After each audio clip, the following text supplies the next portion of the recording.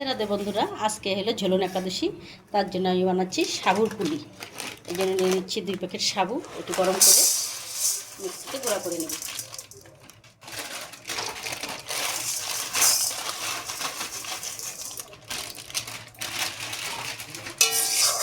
তার জন্য নিয়ে নিয়েছি কিছুটা নারকেল কুড়া আর কিছুটা দুধ নিয়েছি। এখানে 1 লিটার গরুর দুধ আছে আর এখানে 1/2 লিটার আমুল দুধ আছে, এটা দেবো।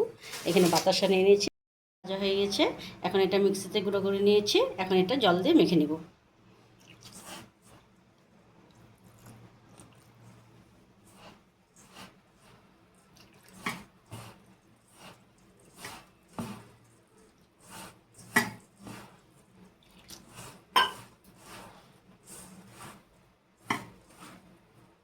আমাদের এটা মাখা হয়ে গেছে।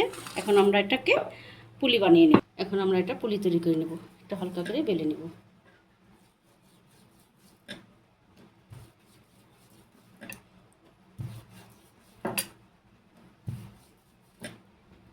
এখন আমরা যে নারকেল পুরটা নিয়ে নেব, নিয়ে এটার মধ্যে দেব, দিয়ে আমরা পুলি রেডি করে নেব।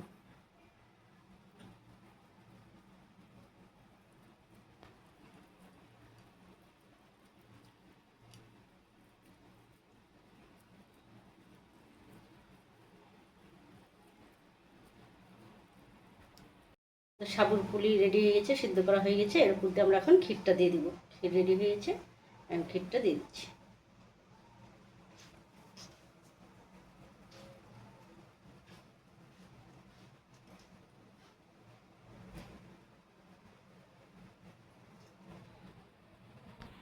আমাদের উপর দিয়ে ক্ষীরটা দেওয়া হয়ে গেছে। এখন কয়টা কাজু বাদাম দিয়ে দিচ্ছি।